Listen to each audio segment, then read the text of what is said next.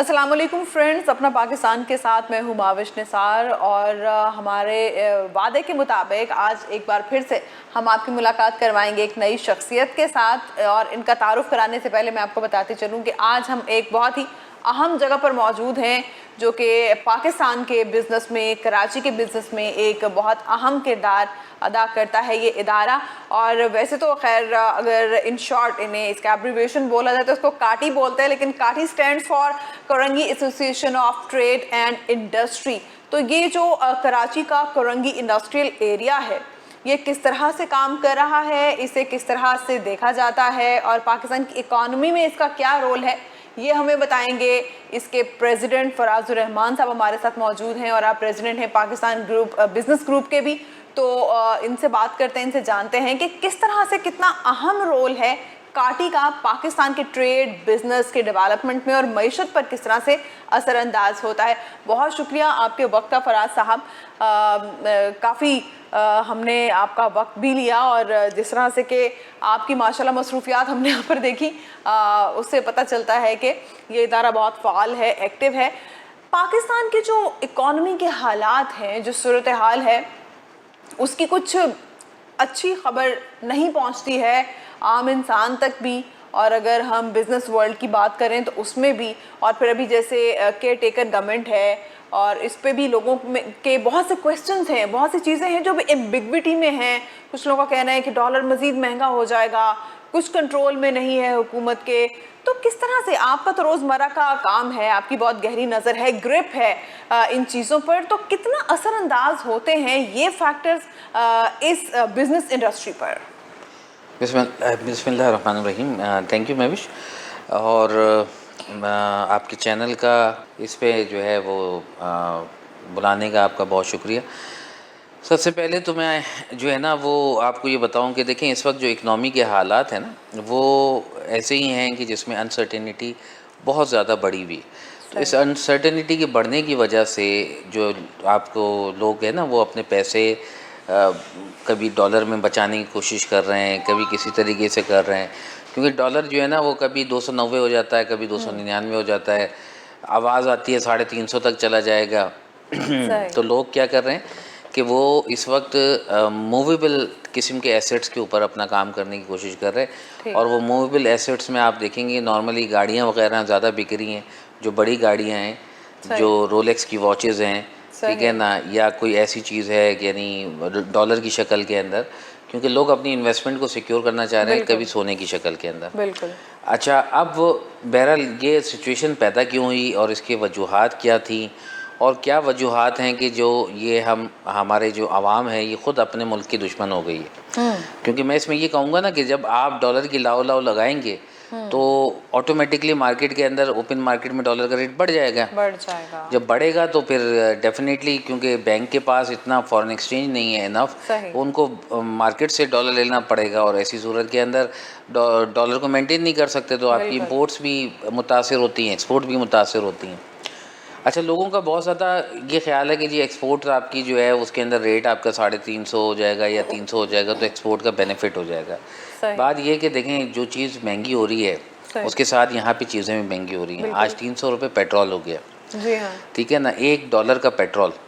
जी ठीक है, मतलब 1 लीटर पेट्रोल $1 का, ये हमने कभी सोचा भी नहीं था।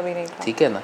तो ये जो 2-3 साल गुजरे हैं जिनमें जो ये चीज़ें और महंगाई जो है वो हद से ज़्यादा बढ़ गई, तो पहले तो वो घबराना नहीं है आपने, उसके चक्कर में हम परेशान रहे।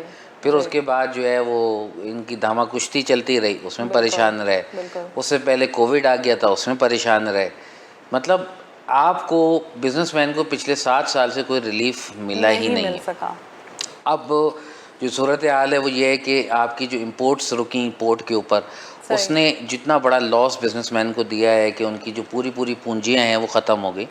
करोड़ों रुपए के डिटेंशन और डैमेज की मद में सिंगापुरियन और चाइनीज़ कंपनियों को वो पैसा चला गया और वो मुल्क से सेकंडों में बाहर चला जाता है।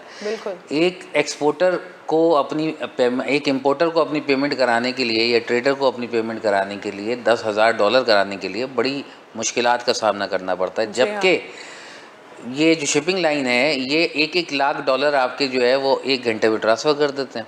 सही। और हम फ़ायदा किसको दे रहे हैं? इन्हीं जो हमारी शिपिंग लाइंस हैं जिनके यानी जिनका यहाँ कोई स्टेक ही नहीं है, नहीं। ठीक है ना। ये फॉरेन रेमिटेंस फ़ौरन कर देते हैं, ये पोर्ट वाली जो है, पोर्ट हमारे नहीं है, हमने सब दिए हुए पोर्ट, तो लिहाजा पोर्ट की आमदनी भी हमारी नहीं है।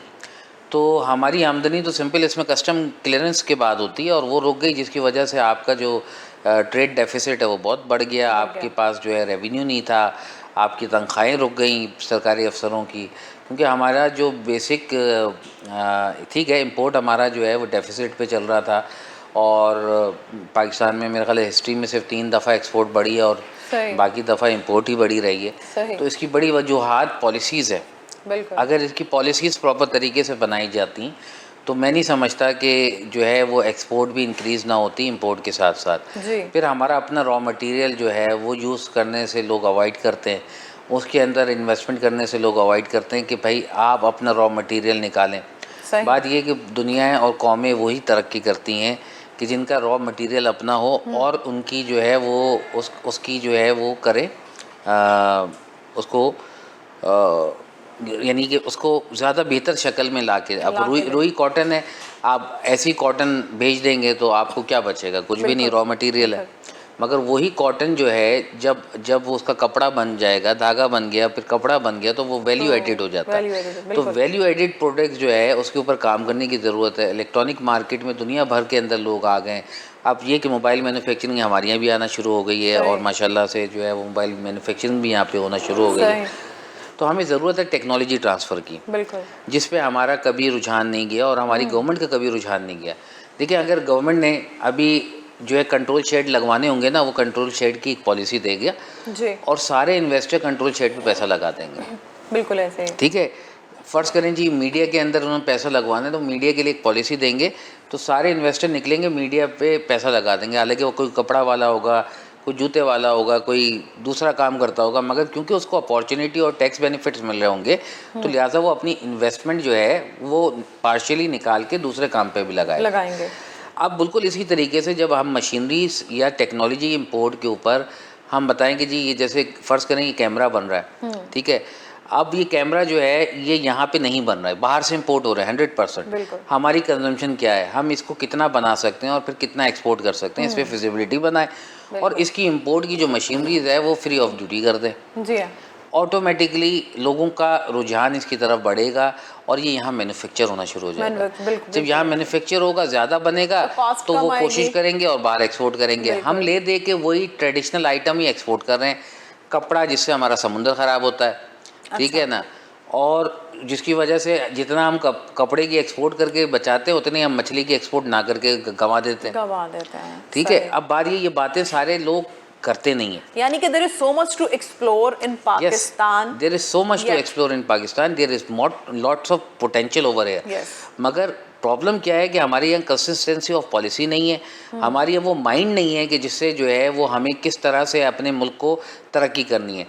आप मिसाल ले लें, अभी ओमान है या कतर की जी, कतर के अंदर क्या था, नेचुरल गैस जो निकली उनके पास LNG, उस LNG के ज़रिए वो आज दुनिया के अमीर तरीन मुल्कों में शामिल है, क्योंकि उसने उसके ऊपर इन्वेस्टमेंट की, वो पैसा निकाल के उसी पे लगाया। और वो ऐसे कई देखें, बात ये लोग कहते हैं जी पाकिस्तान श्रीलंका की तरह हो जाएगा, यूँ हो जाएगा। पाकिस्तान के पास 3 बॉर्डर लगते हैं जी, हाँ बिल्कुल, ठीक है। पाकिस्तान का अपना ही लोकल ट्रेड ही इतना है कि अगर वो बॉर्डर बंद भी कर दे तब भी वो लोकल ट्रेड के ज़रिए सर्वाइव कर सकता है। पाकिस्तान को कोई थ्रेट नहीं है, ठीक है। पाकिस्तान को सबसे बड़ा थ्रेट ये है कि हमारे अपने सिस्टम के लोग जो है वो पॉलिसी नहीं दे रहे हैं जिस पॉलिसी से मुल्क ग्रो हो और पाकिस्तान तरक्की करे। अच्छा, एक और चीज़ जो बहुत ज़्यादा सुनने में आ रही है और पिछले 3-4 साल से हम ये ज़्यादा सुन रहे हैं, आपकी तो माशाल्लाह एक वास्ट व्यू है आपका इस पर, आप जो डीली इन चीज़ों में कर रहे हैं कि इंडस्ट्रीज़ की क्या सूरत हाल है, ट्रेड पाकिस्तान का कहाँ पर खड़ा है, जो एक बहुत ज़्यादा बात सुनने में आ रही है क्योंकि बिजनेसमैन को फैसिलिटेट नहीं किया जा रहा है पाकिस्तान में, बिजली महंगी है, गैस महंगी है, पेट्रोल महंगा है, और ये वो 3 मेजर कंपोनेंट्स हैं आई गेस के जिस पे कोई भी इंडस्ट्री चलती है, इसके बगैर नहीं चल सकती। तो जी अब क्या हो रहा है कि इंडस्ट्रीज बंद हो रही हैं, ये भी बंद हो गई, वो भी बंद हो गई। आप रोज़ाना इन चीज़ों को देखते हैं, इन्हें एक्सपीरियंस करते हैं, आपका इंटरेक्शन रहता है मुख्तलिफ इंडस्ट्रीज ओनर्स के साथ डेफिनेटली। तो किस हद तक ये बात जो है वो हकीकत में स्टैंड करती है कि वाकई पाकिस्तान में इंडस्ट्रीज बंद हो रही हैं? जी मैं भी देखें, तकरीबन आप ये समझ लें 3 महीने पहले मैंने इस बात को बता दिया था कि 60% एम्प्लॉयमेंट जो है वो हमारी कम रिड्यूस होती जा रही है। सही। अब जो अनएम्प्लॉयमेंट हो रही है उसकी वजह से जो दहशतगर्दी बढ़ रही है, जो चोरी चकारी और दूसरी बिल्कुल। चीज़ें हो रही हैं, क्योंकि वो घर कैसे चलाएंगे। जी बिल्कुल। बात यह है कि इस वक्त आपने अमीर से लेकर गरीब तक कोई शख्स ऐसा नहीं है जो इस माशी बहरान से मुतासिर ना हुआ। ना हुआ हो। अच्छा, अब आप जब इसको देखते हैं तो इस सिनेरियो के अंदर हम इंडस्ट्री को अगले 3 साल में, अगर अगले 3 महीने में हम ये देखते हैं कि इंडस्ट्री तेज़ी से मज़ीद बंद हो जाएंगी। यहाँ से अच्छा। तकरीबन 4 बड़ी major multinational companies wind up हो गई। ये हमारे मुंह पे चमाट है ना, फॉरेन जी, डायरेक्ट जी, इन्वेस्टमेंट जी, रिटर्न हो जी, गई। जी। हमने पिछले 5 साल में इमरान खान की गवर्नमेंट के 1 साल बाद से लेके अब तक हमने फॉरेन डायरेक्ट इन्वेस्टमेंट कुछ नहीं किए यहाँ पे, ठीक है ना।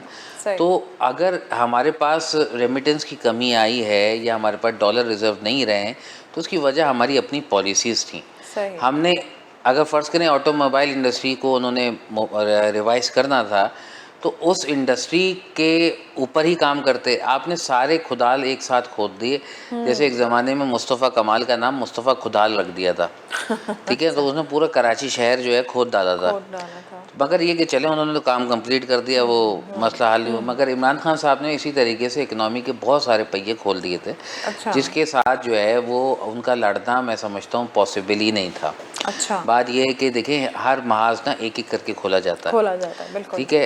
ये एक जज्बाती इकदाम था जिसका मैंने शुरू से ही मैं इस बात को कहता था कि जी ये चीज़ एक गलत फ़ैसला है। फिर उन्होंने जो FBR के चेयरमैन बिठाए शब्बर ज़ैदी साहब, वो अच्छा। मेरे हिसाब से कंसल्टेंट को आपने जो है वो सीट पे बिठा दिया जिस सीट पे उसके बैठने का मेरा नहीं ख्याल था कि उसका कोई कैपेसिटी नहीं थी, ठीक है। तो सही। जाहिर है कि जब इनकॉम्पिटेंट लोगों को आप प्लेसेस में बिठाएंगे तो फिर मुल्क का तो हाल ऐसे ही होना है ना। फिर एडवाइज़र्स आपके जैसे होंगे वैसे ही आप मशवरे जी, होंगे, वैसे ही आपका बिल्कुल। काम होगा। वैसे काम होगा। आपकी विल कितनी अच्छी हो, आप कितने भी सच्चे हो, मगर जब तक आपके पास माइंड, और माइंड भी इविल माइंड नहीं हो, जो प्रॉपर आपकी जो इन्वेस्टमेंट लाना जानते हो, जिनको पता हो बिज़नेस कैसे किया जाता है, वो लोग मौजूद हों तो यकीनी तौर पे हम तरक्की कर सकते थे।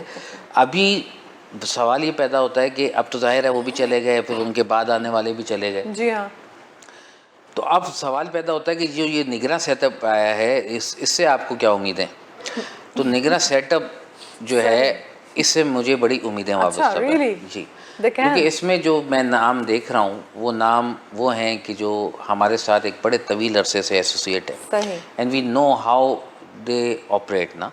अब जैसे पंजाब काबीना के अंदर एसएम तनवीर साहब हैं, हमारे पैटर्न इन चीफ भी हैं, ठीक है ना। काटी के पैटर्न चीफ एसएम मुनीर साहब के साथ। तो फिर ये क्यों कहा जा रहा है कि निगरान हुकूमत के कंट्रोल में कुछ नहीं है, इसलिए डॉलर 350 या 300 क्रॉस कर जाएगा? फिर ये कहाँ से आ रहा है ये कॉन्सेप्ट? देखिए, सबसे पहले तो ये कि ये बात जहन में रखिएगा कि जो तल्ख फैसले, जैसे मिसाल के तौर पे सबसे तल्ख फैसले जो होते थे ना, वो ये होते थे कि अपने ऊपर जो है ना वो खर्चा नहीं करना है, सही, ठीक है, आवाम के ऊपर बोझ डाल देना, ठीक है। अब सारे IMF की जो शराइतें थी उसमें से वो जो आवाम पे डालनी थी वो तो सब पूरी कर दी, जो हुकूमत ने अपनी शाखर्चियाँ कट करनी थी वो नहीं की, वो अभी तक नहीं हो सकती, ठीक है। तो ये निगरान सेटअप के अंदर सबसे पहले तो वो कट हो जाएंगी, ठीक है। उसका रिसेंट अभी चीफ मिनिस्टर साहब का ऑर्डर आपने देखा, वो सारे इंसेंटिव रिटर्न होने के हवाले से बात की, ठीक है। तो बात ये कि निगरान सेटअप जो है उसकी जो पॉलिसी होंगी इस हवाले से, जो IMF के हवाले से जो आपकी अगली डील बननी है और आपने इंस्टॉलमेंट देनी है और उसके बाद जो अगला प्रोग्राम आपने लेना है, तो उसके लिए आपकी जो प्रिपरेशन होगी वो स्ट्रॉन्ग होगी। अच्छा, अब थोड़ी देर के लिए ना आप इस चीज़ को भूल जाएं कि डॉलर 350 जाएगा या पेट्रोल 350 रुपये होगा। ये बात तो फाइनेंशियल पंडित ने पहले ही ये बात कर दी है कि आपका जो डॉलर है वो 350 पे जाके रुकेगा जी, ठीक है। अच्छा, अब इसका मतलब 2 चीज़ें हो सकती है कि मुझ जैसा आदमी जाए और डॉलर बाय करना शुरू करते हैं, बिल्कुल। तो यानी अगर कल का होता होगा तो आज हो जाएगा, बिल्कुल ऐसा ही है। ठीक है। बिल्कुल ऐसा ही। फाइनेंशियल एनालिसिस जो है वो हम देते हुए इसलिए घबराते हैं कि लोग जो है उस फाइनेंशियल एनालिसिस का फ़ायदा उठा के अपना फ़ायदा करने की कोशिश नहीं करते हैं। कोई मुल्क का, कोई अपने मुल्क की मिल्लत की बात जो है वो उस तरह से नहीं देखता। बिल्कुल। मेरे पास $1 नहीं है। अच्छा। मेरे पास $1 मैंने सेविंग में नहीं रखा। अच्छा। मैंने ये कंपेन 3 साल पहले शुरू की थी। मैंने पाकिस्तान बिजनेस ग्रुप के अंदर डाला। मैंने कहा जो डॉलर ख़रीद के जमा कर रहा है वो मुल्क दुश्मनी कर रहा है। अच्छा हाँ, ये तो है। और आज आपके इस कैमरे के तवज्जुह से मैं वाज़ेह तौर पे ये पैगाम देना चाहता हूँ कि जो शख्स भी इस किस्म की इन्वेस्टमेंट कर रहा है, मैं समझता हूँ कि वो मुल्क से गद्दार है और उसको जो है उस गद्दारी के हवाले से बिल्कुल उसको अपना सोचना चाहिए, अपना मुहासबा करना चाहिए। तो देखिए बात यह है कि अभी जो केयर टेकर सेटअप है, उस केयर टेकर सेटअप के अंदर अच्छे लोग आए, पेट भरे लोग आए और मैं समझता हूँ कि वो पाकिस्तान का दर्द रखते हैं। सही। ठीक है ना। और जो फैसले अभी अनीक साहब से बात हो रही थी, मजहबी अमवार के अभी मिनिस्टर लगे हैं, आर्ट काउंसिल के भी काफ़ी फ़ाल कारकुन रहे हैं और मीडिया के भी काफ़ी अहम रुकन रहे। जी जी बिल्कुल। तो अनीक भाई यही बता रहे थे कि जो करंट और जो मैं इनकी आँखों में और जो मैं इनके अंदर पेशेंस देख रहा हूँ काम करने की, तो मैं समझता हूँ कि जो है पाकिस्तान बहुत जल्दी 1 साल में अपने पैरों पे खड़ा हो जाएगा इंशाल्लाह। तो अल्लाह करे कि अनीक भाई की बात सही साबित हो और इंशाअल्लाह ताला हम अपने पैरों पे 1 साल में खड़े हों। मगर मैं एज़ अ पाकिस्तानी तमाम पाकिस्तानियों से दरख्वास्त करता हूँ कि खुदारा अब ये वक्त आ गया है कि आप अपनी मुल्क को खड़ा करें, अपनी आने वाली नस्लों के बारे में सोचें कि जी आपकी आने वाली नस्ल जो है, आने वाली नस्ल तो वो फराजुर रहमान साहब चले वो तो अभी आएगी, लेकिन इस वक्त जो नस्ल मौजूद है पाकिस्तान में टिकना ही नहीं चाहते, वो रुकना ही नहीं चाहते हैं। जैसे जैसे स्टडीज़ कंप्लीट हो रही हैं या किसी के पास कोई स्किल है, हर नौजवान की कोशिश है कि मुल्क से बाहर चला जाए और ये हो भी रहा है कि रिकॉर्ड पासपोर्ट्स बन रहे हैं, लोगों को अपॉइंटमेंट्स नहीं मिल रही हैं एम्बेसीज में। आप क्या समझते हैं अगर ऐसा ही खुदा ना खास्ता चलता रहा तो पाकिस्तान में पढ़े लिखे नौजवानों का तो काल पड़ जाएगा इस तरह? नहीं, कभी काल नहीं पड़ेगा। ये वो मट्टी है जो कि जरखेज़ है, बहुत जरखेज़ है। इंशाल्लाह। आज ये 1971-72 में मेरा ख्याल है वो लगाया था ना भुट्टो साहब ने नेशनलाइजेशन। जी जी जी। तो भुट्टो साहब की नेशनलाइजेशन के बाद कितनी इन्वेस्टमेंट उड़ के यहाँ से बाहर चली गई। लोगों ने कहा कि भाई नहीं रहना पाकिस्तान में, इनसिक्योरिटी हो गई, सब कुछ हो गया, फिर भी नए लोग आ गए, फिर पैसा आ गया, फिर सारी चीज़ें हो गई। देखिए बात ये कि जो लोग बाहर जा रहे हैं उनकी भी मजबूरी है। अब मुझे एक बात ये बताएं कि आप डॉलर रेट में रोटी खा रहे, बिल्कुल, डॉलर रेट में पेट्रोल डलवा रहे, बिल्कुल, और तनख्वाह ले रहे हैं रुपीस में। जी जी। एक तो जब तनख्वाह आपकी इम्बैलेंस है कितना बड़ा। 32,000 से 33,000 35,000 ये सैलरी के रेट है, इससे कम भी हैं। 20-22 हज़ार रुपये में भी लोग नौकरी कर रहे हैं। 4-4 5-5 लोग घर के नौकरी करते हैं तो घर चलता है, एक घर चलता है। ठीक है। आज आप महंगाई का ये आलम है कि 35,000 रुपये से अगर एक आदमी घर में नौकरी कर रहा है तो वो 12,000 रुपये का बिल दे रहा है।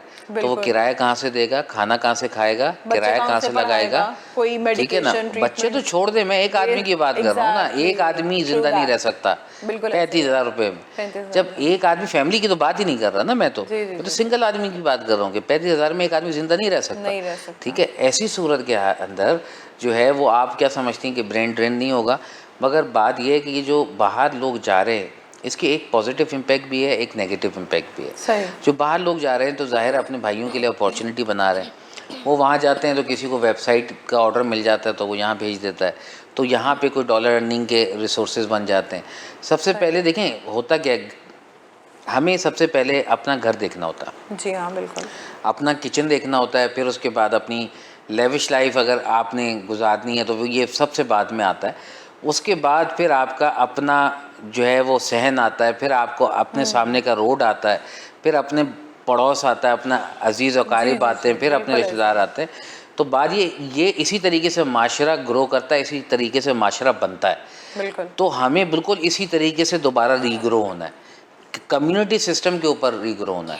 तो अगर हम कम्युनिटी सिस्टम को इम्प्लीमेंट करें और एक दूसरे के साथ कनेक्टेड हो जाएं, एक दूसरे की मुसीबत में जैसे हम पहले खड़े होते थे, पाकिस्तान बनाने वालों का जो जज्बा था, अगर आज वो जज्बा हम अपने अंदर पैदा कर लें पाकिस्तान को रीबिल्ड करने के लिए, तो मैं नहीं समझता कि पाकिस्तान जो है वो इस क्राइसिस से नहीं निकल सकता। अच्छा एक चीज़ और, एक जो एतराज़ हमने सुना भी, क्योंकि मुलाकात होती रहती है बहुत से ऐसे लोगों से, जैसे आज आपसे भी मुलाकात हो गई, और आप तो माशाल्लाह you are president of this institution और ऑर्गेनाइजेशन वी कैन से, कि जो बिज़नेस कम्युनिटी है उनका ये शिकवा है हुकूमत से या पॉलिसी मेकर्स से कि अब किसी किस्म की मुशावरत नहीं की जाती है, बिजनेस पॉलिसीज़ बनाने लगे।